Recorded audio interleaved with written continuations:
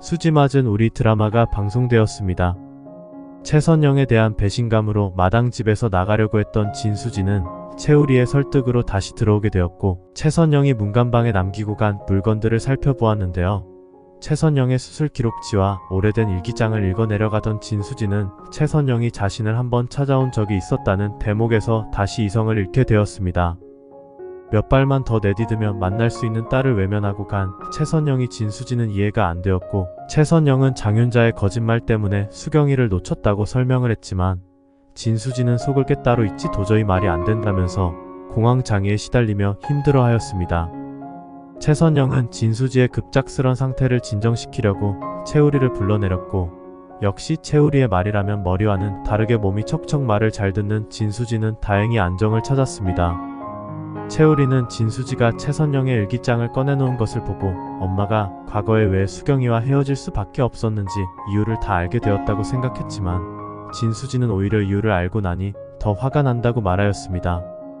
얼마나 대단한 이유가 있길래 장윤자가 친모녀를 갈라놓았는지도 이해가 안 되고, 아버지를 뺏어서 재혼까지 한 장윤자의 말이 어디 믿을 만한 구석이 있다고, 속아서 이혼까지 한 엄마가 장윤자의 말을 또 믿고 자신을 놓쳤다는 게 납득이 되지 않았습니다.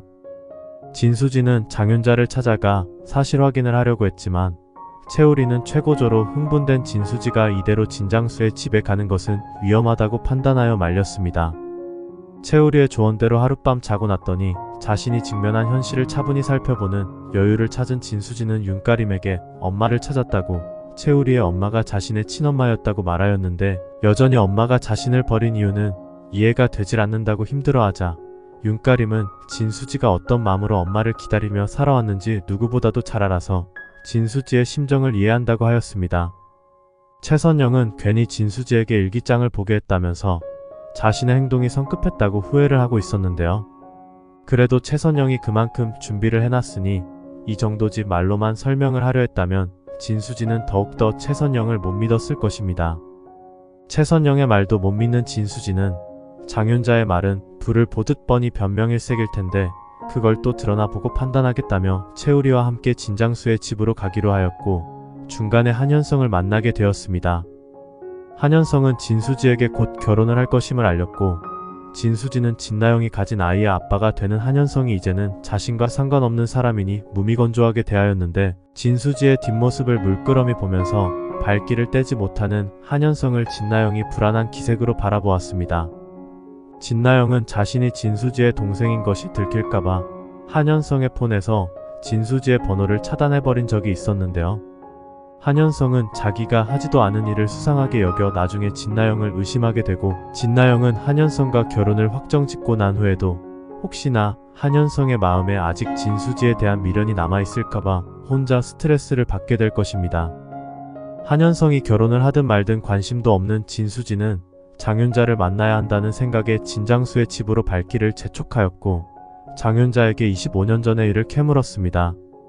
장윤자는 이미 최선영도 다 알고 있는 사실을 굳이 자신에게 들으려 하냐며, 그래도 자신이 지은 죄가 부끄러운 짓인 줄은 알아서 제 입으로 말하기를 꺼려하였지만, 결국은 자신이 최선영의 위자료와 양육비를 사채를 막는데 써버린 것이 들통나는 것이 두려워 거짓말을 했다고 자백함으로써 진수지의 분노를 샀습니다.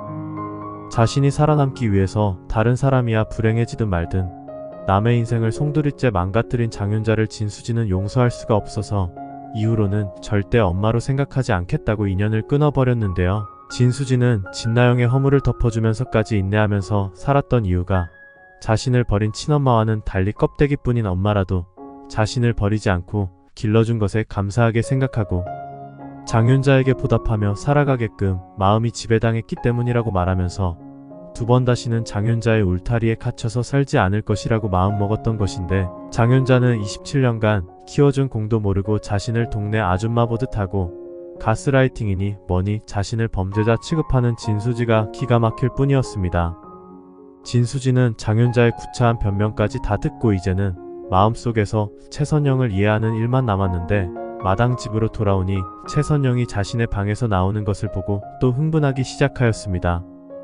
최선영은 27년간 수경이에게 아무것도 못하고 살았다는 죄책감 때문에 작은 것 하나라도 엄마로서 챙겨주고 싶은 마음에 진수지의 빨래를 해주고 방을 청소해준 것이었는데, 진수지는 아직 최선영을 용서하지도 못한 상황에서 최선영이 자신의 물건들에 손을 댄 것에 화가 나서 이렇게 막무가내로 자신의 사생활을 침범하는 것으로 27년간 쌓인 상처가 한순간에 덮어지지는 않는다면서 최선영의 행동에 불쾌감을 드러냈습니다. 최선영과 진수지 사이에서 두 사람을 조율하느라 채우리만 머리가 복잡한 상황이었는데요. 69화에서 최선영은 진수지에게 자신은 꼭 수경이의 엄마로 살아야겠다면서 앞으로도 빨래는 내가 해주고 좋은 음식을 해먹일 것이라고 말합니다. 진수지는 이제 와서 그러시는 거 저 하나도 고맙지 않아요.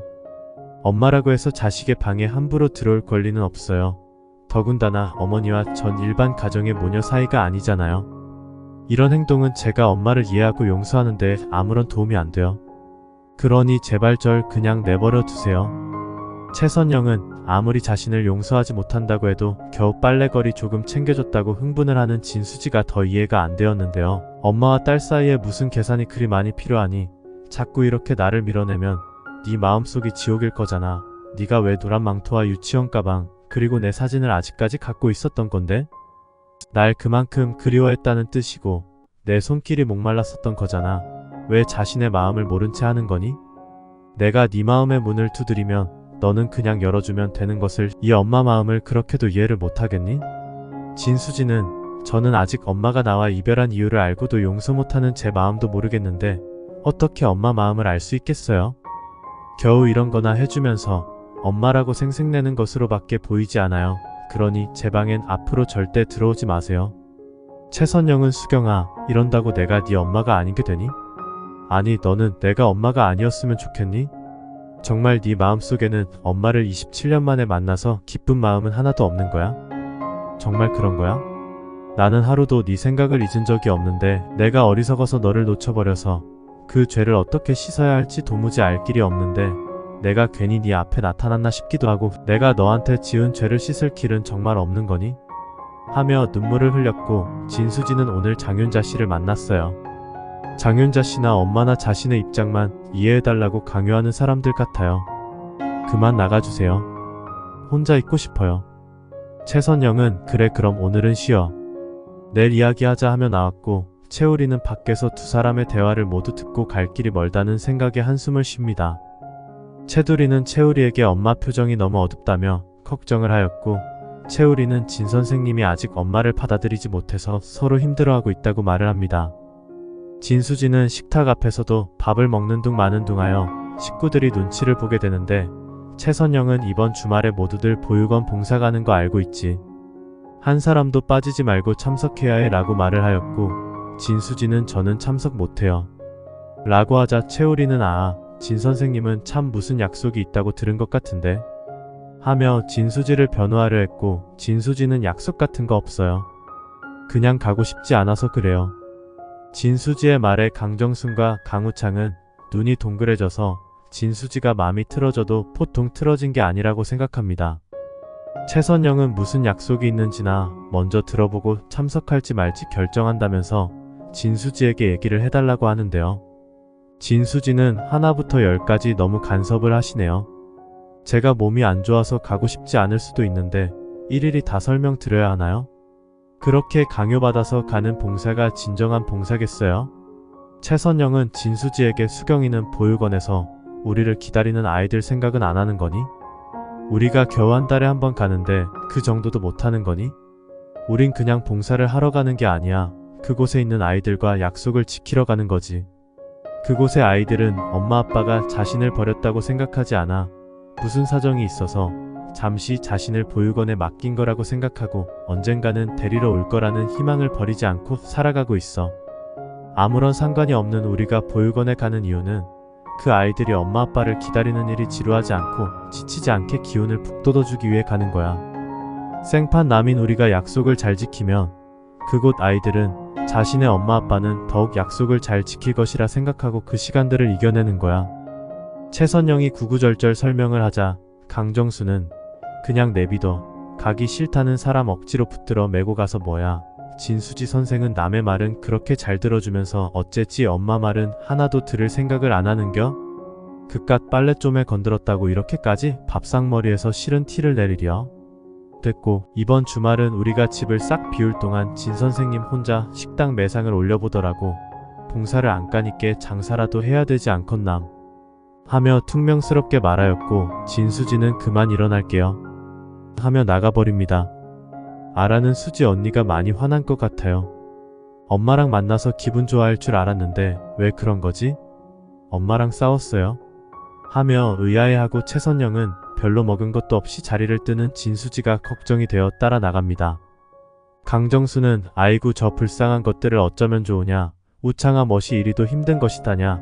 강우창은 진수지 선생님이 우리가 알고 있는 것보다 훨씬 더 엄마에 대한 원망이 쌓여 있었던 것 같다며 시간이 해결해주는 것 말고는 방법이 없으니 기다리자고 말합니다. 강정수는 둘이 화해하기를 기다리다가 내가 먼저 송장이 되게 생겼으니까 그러제 둘이 냉전인 거 보고 앉았으면 아주 피가 바짝바짝 마른다니까. 채두리는 최선영과 진수지를 화해를 시킬 방법이 없나 하고 채우리와 머리를 짜내보는데요.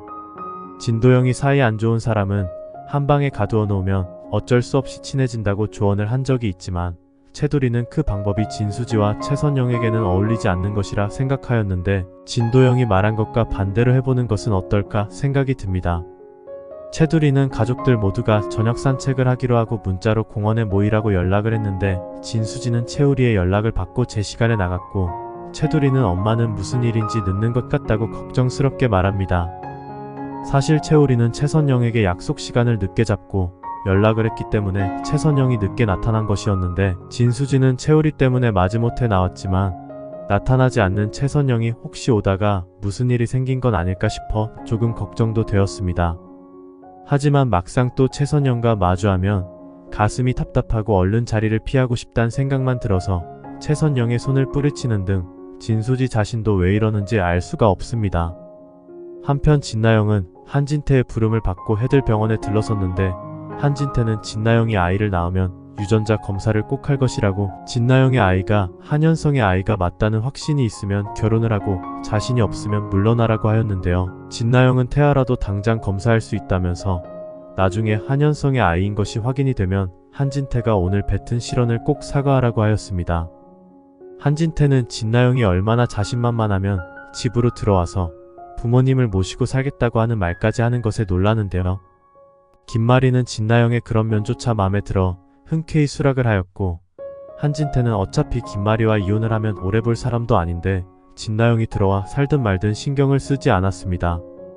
한현성은 한진태가 이혼을 서두르는 것을 원하지 않는데요. 최소한 자신의 아이가 태어나서 할아버지의 얼굴을 한 번은 봐야 하지 않겠냐는 생각이 들고 막상 손주를 보면 손주 이쁜 마음에 한진태가 이혼할 마음은 사라질 것이라고 확신하여 김마리에게 어떻게든 이혼을 미루라고 부탁을 합니다. 진나영은 빨리 해들재단의 며느리가 되고 싶은 마음에 몸이 힘들다는 핑계로 결혼식도 포기하고 혼인신고만으로도 족하다고 말하였는데요. 한현성과의 결혼만 성사시키면 이제 아무런 걱정 없이 살 거라는 환상을 가지고 있었습니다. 진나영이 혼인신고를 하고 한진태의 집으로 들어가 살 거라는 얘기를 들은 장윤자는 어머어머 나영아, 역시 너는 내 딸이다. 너는 다 계획이 있었구나. 호랑이를 잡으려면 호랑이 굴에 들어가야 한다더니 네가 해들 집안을 차지하려고 작정하고 들어갔구나. 그러자 진나영은 엄마는 지금 그 말이 어울린다고 생각해? 아무튼 나 완전 현성씨네 식구 됐으니까 엄마도 이제는 교양도 쌓고 책도 좀 읽고 그래봐 좀. 장윤자는 너마저 안마를 무식하다고 비웃는 거니? 그러거나 말거나 나는 일이 속사포처럼 진행되니까 27년 묵은 체증이 쑥쑥 내려가는 느낌이다. 수지가 찾아와서 나보고 아줌마니 뭐니 아주 싸가지 없게 굴어서 얼마나 열이 받았는데 역시 남의 자식은 길러봐야 소용이 없어. 우리 나영이가 최고다 최고. 너 무조건 좋은 것만 먹고 손에 절대로 물 묻히지 마. 꼭 그 아이 낳아서 네 시어머니 시아버지 콧대를 확 꺾어놓자 이 말이야. 알아들었지? 엄마가 조만간 찾아갈게.